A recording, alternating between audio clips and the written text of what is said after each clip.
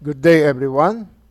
So after setting up our server, no, it's time now to add a client. So nandito ako ngayon, no, sa isang computer, a newly formatted computer with an operating system of Windows 10. Okay?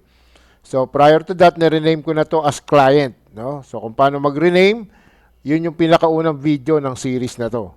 Okay? So paano natin ngayon i-add tong ating computer, no, sa ating server or sa ating domain. Okay? So click nyo lang yung Windows logo, click settings, okay? Click nyo yung system, punta ka sa about. Okay? So kung napansin nyo, no, yung device name natin is client na, no? So tulad na sinabi ko, ni-rename ko na siya. Okay?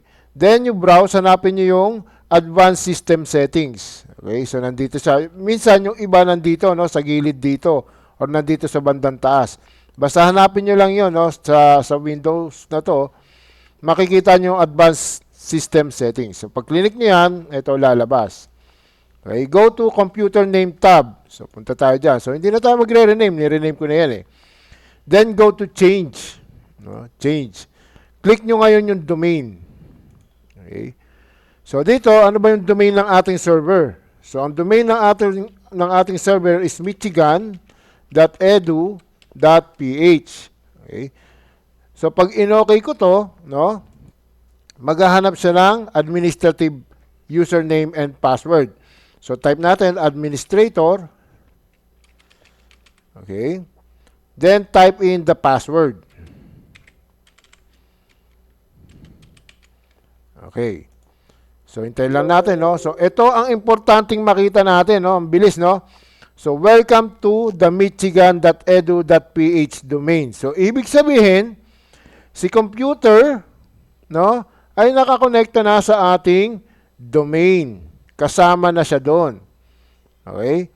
So, pag in-okay ko to, magre-request siya mag-restart. Okay? Pero papakita ko muna, bago ko siya i-restart, papakita ko muna kung ano mangyayari pagka-restart niya. Okay? Then also, kung paano natin ma-check kung naka-add nga itong client na to sa ating domain. Okay? So, pag click mo yung okay, so ayan, no, magre-request siya ng start. Pero bago ko click yan, pag nag-restart kayo, mapupunta kayo sa login page. So, kung natatandaan nyo, pag nag-format kayo, wala pa tayong login page or log-on page. Ngayon, nagkaroon siya. Bakit? Kasi sinama na natin siya sa domain. At kung mapapansin nyo, meron na nakalagay na other user. So, pag click nyo yung other user, okay, natatandaan nyo ba yung ginawa natin na user doon sa ating server, si Juan de la Cruz.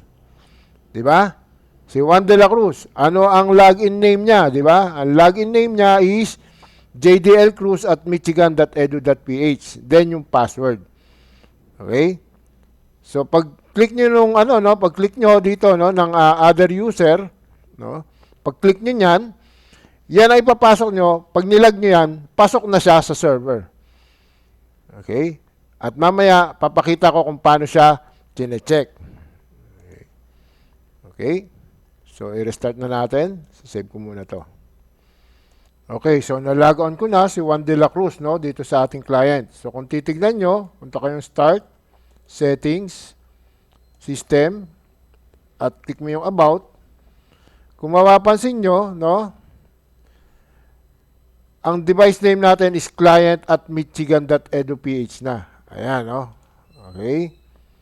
Then, kumbaga, nakakonekta na siya sa ating server.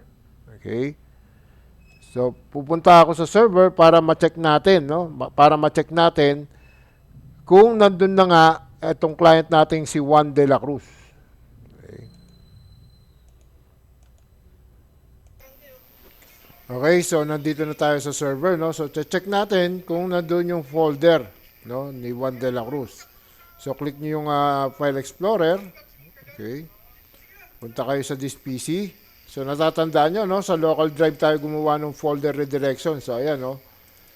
Okay, so ayan siya, no? JDL Cruz na folder. Okay? So, pag ganyan ang lumabas, ibig sabihin, good yung inyong paggawa. Okay? Ng pag-add ng ating client sa ating domain. Also, gusto ko rin pakita sa inyo, no? So, under tools, saan ba yun? Sa DHCP. Okay? So, under IPv4, no? Okay? Sa mga scope, no? So, again, yan yung ating range. At if you notice, ayan na yung ating client, no? So, yan yung naka-assign sa ating client. Okay? Okay? Na IP address.